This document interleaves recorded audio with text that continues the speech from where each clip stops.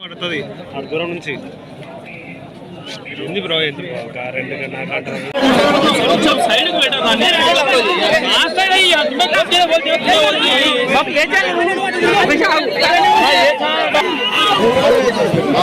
మా పాప పాప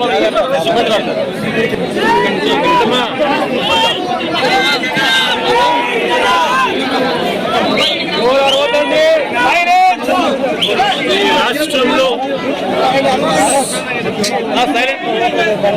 పాలన ఎలా ఉంది అని అంటే ఈ రాష్ట్రంలో ప్రజలకు మంచి చేయాలి అని అంటూ ఇచ్చిన మాటలు నెరవేర్చాలని ప్రజలకు మంచి చేస్తూ ప్రజల మనసులో స్థానం సంపాదిస్తూ మంచి ఆలోచనలతో పాలన చేయాలి అన్న ఆలోచనే ఏమి ప్రభుత్వం ఈరోజు కనిపిస్తుంది.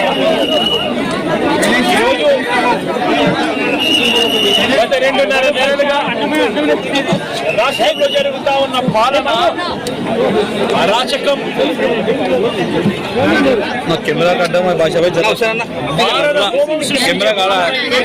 జరుగుతా ఉంది. రాష్ట్రంలో ఈరోజు చంద్రబాబు నాయుడు గారు అనే వ్యక్తి ఎన్నికల వేళ తాను ఏదైతే మాటలు చెప్పాడో, ఎన్నికల వేళ తాను ఏదైతే మోసం చేస్తూ ప్రజలను మోసం చేస్తూ ఏదైతే ఓట్లు వేయించుకున్నాడో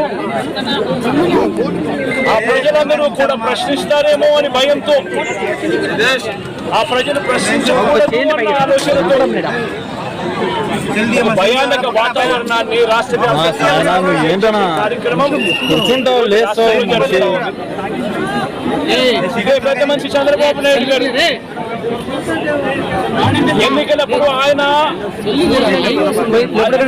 సంబంధించిన వాళ్ళు, ఆయన ఎమ్మెల్యేలు అందరూ కూడా ఎన్నికలప్పుడు వెళ్ళి క్యాంపెయిన్ చేస్తూ ఆ ఎన్నికల్లో వాళ్ళు చెప్పిన మాటలు చిన్నపిల్లలు కనిపించాను. ఇంటి వద్ద నీకు 15,000, నీకు 15,000, నీకు 15,000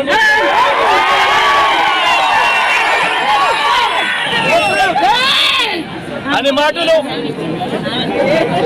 అని ప్రలోభాలు పెట్టడము ఇలాంటి అక్క చెల్లెమ్మలు కనిపిస్తే, ఆ పిల్లల అమ్మలు కనిపిస్తే నీకు 18,000 సంతోషమా అని చెప్పి అడగడం. ఇలాంటి పెద్దమ్మలు కనిపిస్తే, ఇలాంటి ఎవరు కనిపిస్తే నీకు 4,000.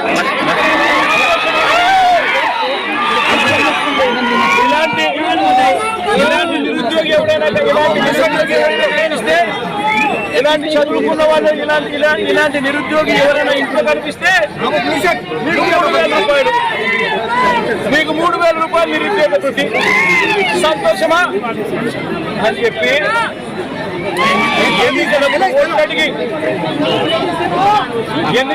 ఓట్లు అడిగి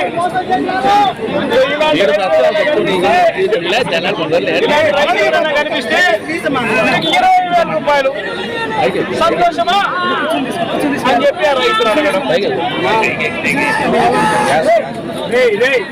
ఇలాంటి ఆలోచనలతో, ఇలాంటి మాటలతో ఇంటికి మనుషులు పంపించి, ఇంటికి తెలుగుదేశం పార్టీ నాయకులను పంపించి చంద్రబాబు నాయుడు గారు ప్రచారం చేయించి ఎన్నికలు అయిపోయిన తర్వాత ఈ చిన్నపిల్లలను మోసం చేశాడు. కనీసం జగన్ అన్నే ఉండినంటే అమ్మఒడి కింద పిల్లలకు అమ్మఒడి కింద ప్రతి తల్లికి 15,000 రూపాయలు ఈ పాటికి అందుండేది. 15,000 రూపాయలు జగనన్న ఇచ్చేది పాయ, అమ్మఒడి అని పాయ. నీకు 15,000, నీకు 15,000, నీకు 15,000. తల్లికి వందనము అని చెప్పి పిల్లలందరినీ మోసం చేయడమే కాకుండా తల్లికి పంగనామాలు పెట్టారు.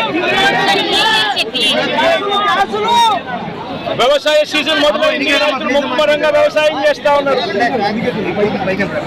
జగనన్న పాలనలో కనీసం జగనే ఉంటే ఈ పాటికి ప్రతి రైతన్నకు కూడా రైతు భరోసా కింద సొమ్ము అందేది. ఆ సొమ్ము చంద్రబాబు నాయుడు ఇస్తానన్న 20,000 రూపాయలు రైతు భరోసా నా సొమ్ము బాయ. రైతులను మోసం చేశా. 18 ఏళ్ళ వయసు నిండిన ప్రతి అక్క చెల్లెమ్మకు నెల 1,500 రూపాయలు చొప్పున సంవత్సరానికి 18,000 రూపాయలు ఇస్తారని చెప్పి ఇలాంటి అక్క చెల్లెమ్మలకు అందరికీ మాట చెప్పి వాళ్ళందరినీ కూడా అడ్డగోలుగా మోసం చేశా.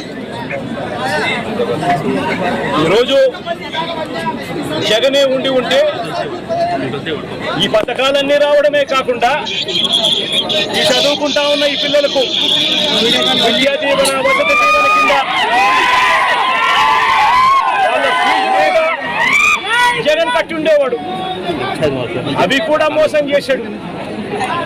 పొదుపు సంఘాల అక్క చెల్లెమ్మలకు 0 వడ్డీ కింద డబ్బులు జమ చేయాలి.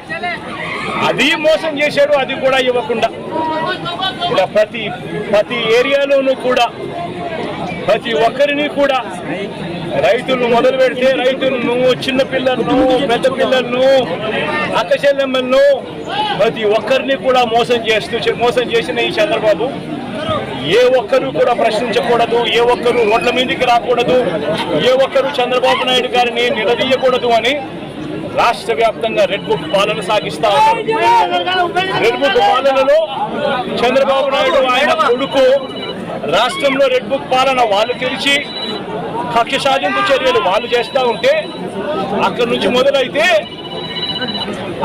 మొదలైతే నియోజకవర్గ స్థాయిలో ఎమ్మెల్యేలు, మండల స్థాయిలో మండల నాయకులు, గ్రామ స్థాయిలో గ్రామ నాయకులు వీళ్ళందరూ కూడా రెడ్ బుక్లు వాళ్ళు తెరిచేసి వాళ్ళు ఊర్లలో ఆధిపత్యం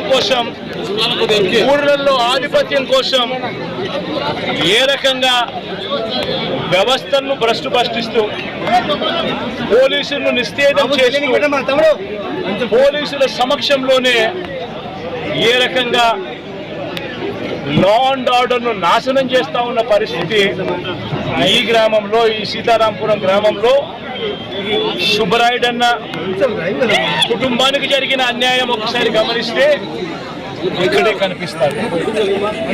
ఇదే గ్రామంలో ఆధిపత్యం కోసం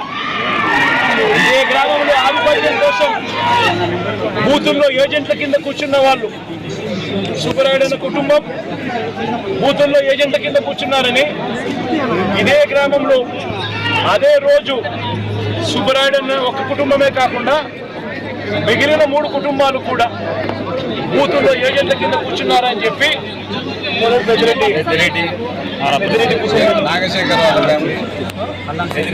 పల్లం శేఖరు, పెద్దిరెడ్డి కుటుంబం, పెద్దిరెడ్డి వీళ్ళందరినీ కూడా ఈ గ్రామానికి సంబంధించిన నాయకుడు నారపురెడ్డి వీళ్ళందరినీ కూడా చంపాలి అని ఏకంగా ఎంత దారుణంగా ఈ గ్రామంలో జరిగిన రాజకీయాలు చూస్తే నిజంగా ఆశ్చర్యం అనిపిస్తుంది. అసలు ఈ గ్రామంలో, ఈ రాష్ట్రంలో లా అండ్ ఆర్డర్ ఉందా లేదా అన్నదానికి ఈ గ్రామంలో జరిగిన ఘటన ఒక ఉదాహరణగా కూడా చరిత్రలో ఎప్పుడు కూడా నిలిచిపోతుంది. ఇప్పుడు నిజంగా ఎంత ఆశ్చర్యంగా జరిగింది అని అంటే ఈ గ్రామంలో ఈ గ్రామస్తులు బయట నుంచి వచ్చిన వాళ్ళు అందరినీ కూడా ఏకం చేసి దాదాపుగా 35-40 మంది ఒక చోట ఏకమై రాడ్లు పట్టుకొని తుపాకులు కూడా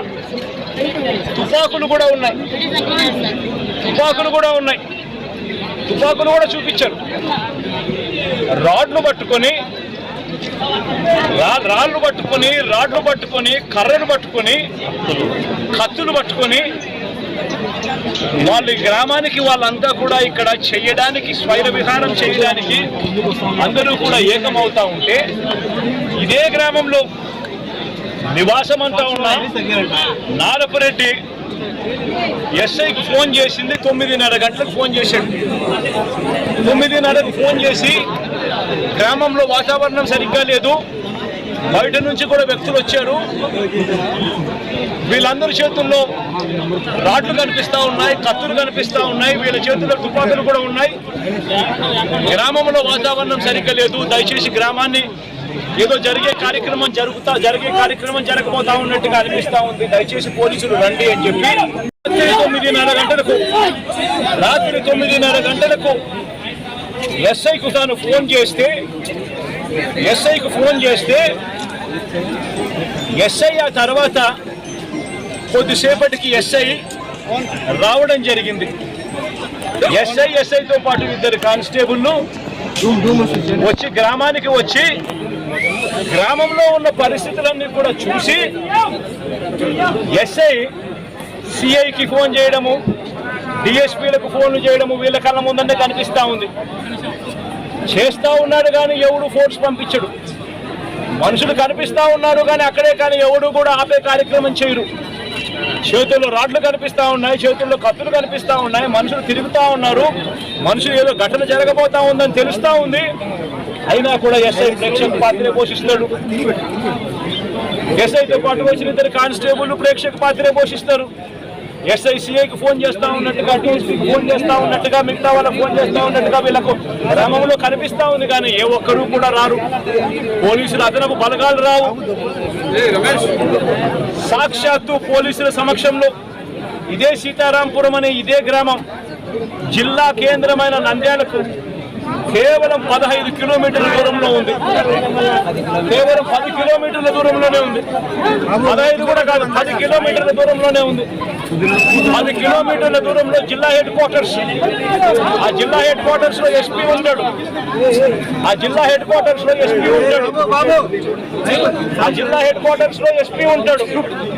ఇక్కడ నుంచి కేవలం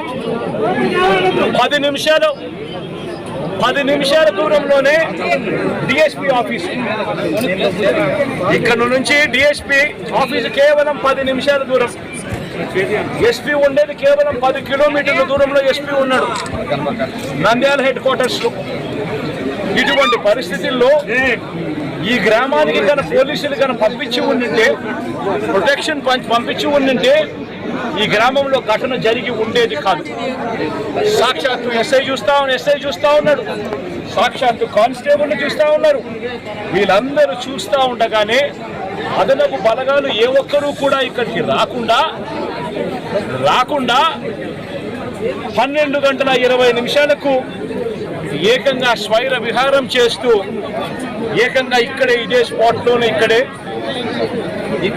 స్పాట్లోనే ఈ గ్రామానికి సంబంధించిన అన్యాయమైన నాయకుడు, ఇక్కడ సంబంధించిన ఎమ్మెల్యేకి సంబంధించిన ప్రోద్బలం, ఇక్కడికి సంబంధించిన చంద్రబాబు నాయుడు గారు, లోకేష్ గారు, వాళ్ళిద్దరి అండదండలు, వీళ్ళందరి అండదండలతో పోలీసులు ఎవరూ కూడా పంపించకుండా, పోలీసులు ఎవరూ కూడా ఇక్కడికి రాకుండా సాక్షాత్తు పోలింగ్ ఎస్ఐ సమక్షంలో, సాక్షాత్తు 2 కానిస్టేబుల్ సమక్షంలో స్వైర విహారం చేస్తూ ఏకంగా నరకడం జరిగారు. సుబ్బరాయుడిని హతమార్చారు, మిగతా 2 కొట్టారు, మిగతా 2 కుటుంబాలలో కొట్టారు. చివరికి సుబ్బరాయుడు భార్య పెద్దమ్మను నరికారు. ఇవన్నీ ఇక్కడే జరిగాయి, ఇదే గ్రామంలో జరిగాయి. కానీ ఎస్ఐ కానీ కానిస్టేబుల్ కానీ ఎవరు కూడా ఆపగలిగే పరిస్థితి కూడా లేదు. ఆపగలిగిన పరిస్థితి దేవుడెరుగు. అడిషనల్ ఫోర్స్ రాకపోవడం కదా దేవుడెరుగు. చివరికి వీళ్ళు హత్య చేసిన తర్వాత 12:50 ఆ ఫోన్ చేసిన 9:30 ఫోన్ చేసిన ఎస్ఐ వచ్చినాడు. ఎస్ఐ ఊరికి వస్తే ఎస్ఐ నారపరెడ్డిని నువ్వు పోలీస్ స్టేషన్కి వెళ్ళిపో అని చెప్పి ఎస్ఐ చెప్తే నారపరెడ్డి పోలీస్ స్టేషన్లో ఉండి 12:59 అంటే 1 గంటకు జరిగిన ఘటన తెలుసుకుని పోలీస్ స్టేషన్ నుంచి నారపరెడ్డి ఎస్పీకి ఫోన్ చేస్తాడు. ఎత్తే పరిస్థితి ఉండదు. మనుషులు అక్కడే ఉన్నారు, చంపినారు. వాళ్ళు కనీసం పట్టుకోండి, జరిగింది ఇన్సిడెంట్ నాకు తెలుస్తా ఉంది, నేను ఫోన్ చేస్తా ఉన్నాను. మా ఇంటి దగ్గర సీసీ కెమెరాలు ఉంటాయి. సీసీ కెమెరాల దగ్గర నుంచి వచ్చిన ఫుటేజ్ నా ఫోన్లో కూడా లోడ్ అవుతా ఉంది. మీకు కూడా పంపిస్తా ఉన్నాను, కావాలంటే చూసుకోండి, చెయ్యండి. ఎస్ఐలు అక్కడే ఉన్నారు, ఎస్ఐ సమక్షంలోనే ఇవన్నీ జరుగుతూ ఉంది అంటే అప్పటికి కూడా పట్టుకునేదానికి కూడా కనీసం అదనపు ఫోర్స్ రాదు. చివరికి చంపినోళ్ళు ఊర్లు ఊరు దర్జాగా విడిచిపెట్టి వెళ్ళే పరిస్థితి. చంపేసి ఎస్ఐ సమక్షంలో, కానిస్టేబుల్ సమక్షంలో, 2 కానిస్టేబుల్ సమక్షంలో చంపేసి ఊరు కూడా విడిచిపెట్టి వెళ్ళిపోతా ఉన్నారు చంపేసిన వాళ్ళు. వాళ్ళను కనీసం పట్టుకునే నాదుడు లేడు పోలీసులు. పట్టుకునే దానికి కూడా కనీసం పోలీసులు రాలా. ఇన్సిడెంట్ జరిగిన తర్వాత 12:59కి ఫోన్ చేశాడు నారపరెడ్డి ఎస్పీకి. మళ్ళీ రాత్రి 1:08 మళ్ళీ ఫోన్ చేశాడు నారపరెడ్డి ఎస్పీకి. మళ్ళీ 1:08 ఫోన్ చేసి తాము ఎస్పీ ఆఫీస్కి వస్తున్నామంటూ నారపరెడ్డి నేరుగా జిల్లా ఎస్పీకి ఫోన్ చేశాడు. అయినా పట్టించుకునే పరిస్థితి లేదు. చంపిన వాళ్ళను వెళ్ళిపోయేట్టుగా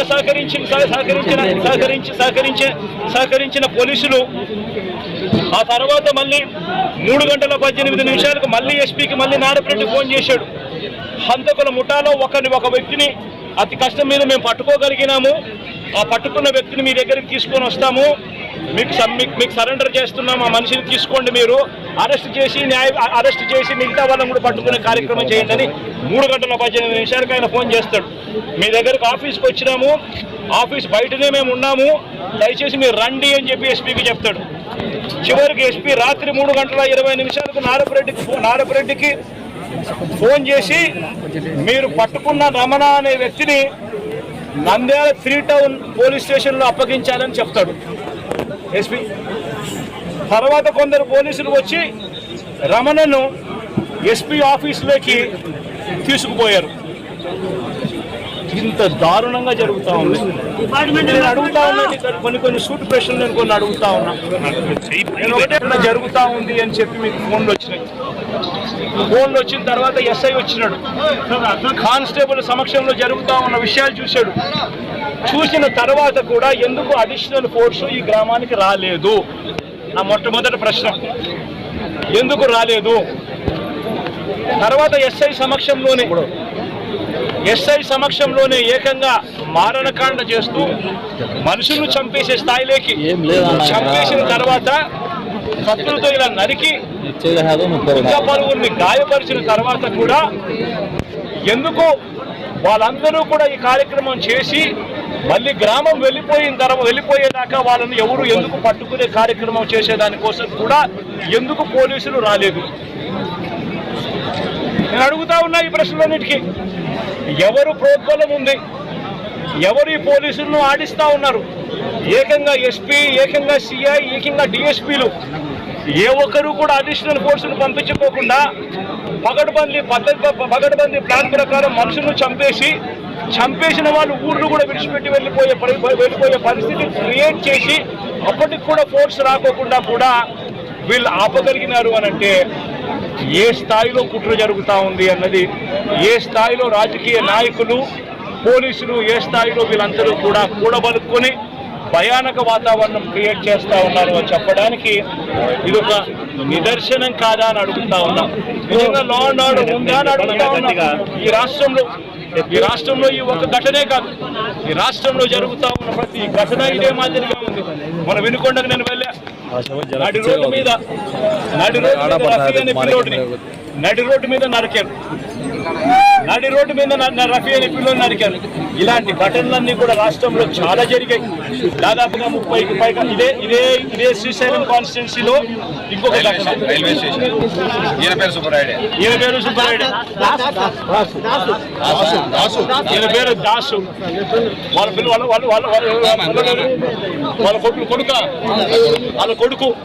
వాళ్ళ కొడుకు నా దగ్గరికి వచ్చి, అన్న ఇదే కాన్స్టిట్యున్సీ నాది, మా నాన్న దాసు, మా నాన్నను కూడా జూన్ 26వ తారీఖున పట్టపగలు 12 గంటలకు ఇదే మాదిరిగానే చంపారని చెప్పి దాసున ఇదే కాన్స్టిట్యున్సీ అదరిగా ఫోటోలు చూపిస్తా ఉన్నాడు. ఎస్ఐ కూడా చెప్పాడు. ఇక్కడ ఆశ్చర్యం ఏమిటంటే ఇన్సిడెంట్ జరగనిస్తారు, చంపేస్తారు, భయానక వాతావరణం క్రియేట్ చేస్తారు. ఆ తర్వాత తప్పనిసరి పరిస్థితిలో కేసు పెట్టాల్సిన పరిస్థితి వచ్చినప్పుడు ఆ కేసును ఆ చిన్న ముద్దాయిల దగ్గర, చిన్న మనుషుల దగ్గరనే ఆ కేసు ఆపేస్తా ఉన్నారు. ఆ కేసును అక్కడ ఆపితే ఇటువంటి ఘటనలు ఆగిపోతాయా? చేయించిన వాళ్ళు ఎవరు? ఆ ఎమ్మెల్యేల పేర్లు ఎందుకు రావడం లేదు కేసుల్లోకి? ఎందుకు వాళ్ళను కూడా ముద్దాయిలుగా ఎందుకు చేర్చడం లేదు? ఎప్పుడైతే వాళ్ళను కూడా చేర్చడం మొదలు పెడతామో, ఎప్పుడైతే చేసిన తప్పుకు ఎందుకు ఇదే ఘటన సుబ్బరాయుడిని చంపినారు. నేను అడుగుతా ఉన్నా, సుబ్బరాయుడిని చంపిన వాళ్ళు అదే శ్రీనివాస్ రెడ్డి, అదే శ్రీనివాస్ అనే వ్యక్తి, వీళ్ళు వాళ్ళ కాల్ రికార్డ్స్ చూస్తే వాళ్ళు బుడ్డా రాజశేఖర రెడ్డికి ఫోన్ చేసిండరా? వాళ్ళ తర్వాత చేసిన వాళ్ళకు ఫోన్ చేసిండరా? ఆ కాల్ రికార్డ్స్ చూస్తే సరిపోదా? తెలీదా? వాళ్ళు మర్డర్ జరగకముందు, మర్డర్ జరిగిన తర్వాత ఎవరికి ఫోన్ చేశారని చెప్పి వాళ్ళని చూసుకొని అది తీసుకొని వచ్చి వాళ్ళ మొక్కలు పెట్టలేరా? ఎందుకు పెట్టలేకపోతా ఉన్నారు? ఎందుకు ఆ కేసును వాళ్ళ దాకా పోనీకోకుండా ఆపుతున్నారు? ఇదే విషయం వినుకొండలో కూడా జరిగింది. ఇదే విషయం ప్రతి చోట కూడా ఇదే మాదిరిగానే జరుగుతూ ఉంది. రాష్ట్రంలో పూర్తిగా లా అండ్ ఆర్డర్ క్షీణించిపోయిన పరిస్థితి. నేను ఒకటే చెప్తా ఉన్నా, ఈ జరిగిన ఈ ఘటన ఖచ్చితంగా హైకోర్టులో గట్టిగా దీనికి సంబంధించి హైకోర్టు అవసరమైతే సుప్రీంకోర్టు దాకా కూడా తీసుకొని పోయే కార్యక్రమం చేస్తాం. ఈ గ్రామంలో వీళ్ళందరికీ రక్షణ కాదు, ఏజెంట్లుగా కూర్చున్న వీళ్ళందరికీ కూడా రక్షణ లేదు అని భయపడే పరిస్థితి నుంచి రక్షణ ఖచ్చితంగా పోలీసులు కల్పించాలి అని చెప్పి కోర్టుల ద్వారా ఉత్తర్వులు తీసుకొని వచ్చి ఖచ్చితంగా ఈ గ్రామంలో పికెట్ ఏర్పాటు అయ్యేట్టుగా ఖచ్చితంగా చేసి ఖచ్చితంగా వీళ్ళని కాపాడుకునే కార్యక్రమం ఖచ్చితంగా జరగాలి. అప్పుడే డెమోక్రసీ అన్నది రాష్ట్రంలో బతికే ఉంది అన్నది కొద్ది గొప్ప కనీసం ఎవరికైనా కూడా అర్థమయ్యే పరిస్థితి అన్న కనీసం ఉంటుంది. ఇదొకటే కాకుండా హత్య చేసిన వాళ్ళను మాత్రమే కాదు, హత్య చేయించిన వాళ్ళను కూడా ఖచ్చితంగా కేసులు పెట్టాలి. ఖచ్చితంగా వాళ్ళను కూడా ముద్దాయిలుగా చేరుస్తూ ఖచ్చితంగా వాళ్ళను కూడా జైల్లో పెట్టించే కార్యక్రమం జరగాలి. ఇది ఖచ్చితంగా డిమాండ్ చేస్తూ ఉన్నాం. ఈ మాదిరిగా ఖచ్చితంగా ఇవన్నీ చేస్తేనే రాష్ట్రంలో ఈ అరాచకాలు ఆగిపోతాయి. లేదనేటట్టుగా అయితే ఇదే ఎమ్మెల్యే, స్థానిక ఎమ్మెల్యే ఇదే బుడ్డా రాజశేఖర రెడ్డి, తాను ఆ వీడియో క్లిప్పింగ్ ఇదే తాను ఆత్మకూరులో విజయోత్సవ సభ అని చెప్పి మీటింగ్ పెట్టి ఇదే బుడ్డా రాజశేఖర రెడ్డి అనే వ్యక్తి, ఇదే స్థానిక ఎమ్మెల్యే మాట్లాడిన మాటలు ఒకసారి ప్రతి మీడియా ఛానల్కు నేను చెప్తా ఉన్నా, ఆ టెలికాస్ట్ చేయండి. మీ వీడియో ఛానల్, మీ టీవీ ఛానళ్లలో, మీ యూట్యూబ్ ఛానళ్లలో ఖచ్చితంగా ఇది టెలికాస్ట్ కూడా చేయండి. ఆత్మకూరులో విజయోత్సవ సభ పెట్టి ఒక ఎమ్మెల్యే మాట్లాడిన మాటలు, ఇదే స్థానిక ఎమ్మెల్యే మాట్లాడిన మాటలు, తాను మాట్లాడుతూ తాను అన్న మాటలు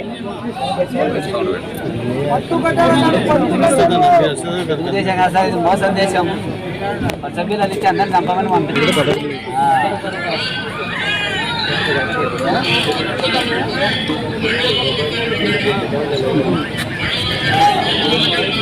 పట్టుదాటలు ఫ్యాక్టరీ పెడతారల్లా, దాన్ని ఎవరన్నా కొట్టండి చంపండినే ఉండా పబ్లిక్ మీటింగ్లో.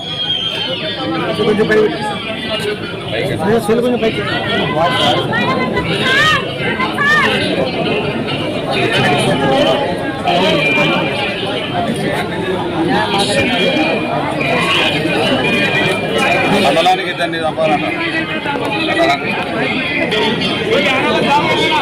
నేను అడుగుతా ఉన్నా, ఇది సోషల్ మీడియాలో ఉంది, ఇది వైరల్ అవుతా ఉంది. ఎందుకు? ఆ మనిషి మాట్లాడిన మాటలేంటి? మండలానికి మీరు ఇద్దరిని చంపండి, నేను ఉంటాను, నేను పోలీసులు నేను చూసుకుంటానంటాడు. మీరు దాడులు చేయండి,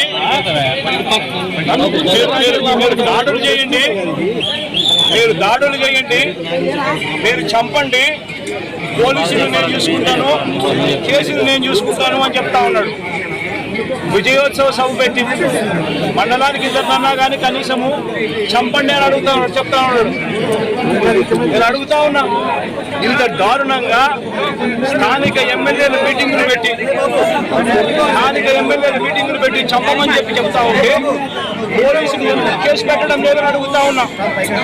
లా అండ్ ఆర్డర్ బతకాలి అని అంటే ఇది ఆగిపోవాలి, రాష్ట్ర వ్యాప్తంగా కూడా ఆగిపోవాలి అని అంటే చంపిన వాళ్ళని మాత్రమే ఇరికించడం, చంపిన వాళ్ళని మాత్రమే కాదు కేసులో పెట్టడం, ఆ చంపిన వాళ్ళకు ప్రొటెక్షన్ ఇచ్చే వాళ్ళను కూడా ఎప్పుడైతే స్టేషన్లలో పెడతామో అప్పుడే ఈ రాష్ట్రంలో లా అండ్ ఆర్డర్ నిలబడుతుంది. నేను ప్రతి ఒక్కరికి కూడా విజ్ఞప్తి చేస్తా ఉన్నా, ఈ రాష్ట్రంలో పూర్తిగా లా అండ్ ఆర్డర్ చేతులు దాటిపోయే పరిస్థితి రాకమునిపే మేలుకోండి అని చెప్తా ఉన్నా. ఎడ్యుకేట్ చేయాల్సిన అవసరం ఉంది, అవేర్నెస్ క్రియేట్ చేయాల్సిన అవసరం ఉంది, దీనిని ఆపాల్సిన అవసరం ఉంది అన్న ప్రతి ఒక్కరు కూడా గుర్తించమని కోరుతా ఉన్నా. ఖచ్చితంగా జరుగుతా ఉన్న ఈ అన్యాయాన్ని అందరం కలిసికట్టుగా పోరాటం చేద్దాము అని చెప్పి అడుగుతా ఉన్నాం. ప్రతి మీడియా ఛానల్కు నేను కోరుతా ఉన్నా, ఇవన్నీ ప్లే చేయండి. కేవలం వాళ్ళని మాత్రం చంపిన వాళ్ళని మాత్రమే ఆపాకండి, చంపించిన వాళ్ళని కూడా తీసుకొని రావాలి. ఈ చంపించిన వాళ్లకు సపోర్ట్ చేస్తా ఉన్న ఈ నారా లోకేష్ అనే వ్యక్తి, చంద్రబాబు నాయుడు అనే వ్యక్తిని కూడా ముద్దాయిలుగా చేరిస్తే తప్ప నుంచి ఈ రాష్ట్రంలో లా అండ్ ఆర్డర్ బతకదు అని కూడా ఈ సందర్భంగా తెలియజేస్తా జగన్ హత్య రాజకీయాలు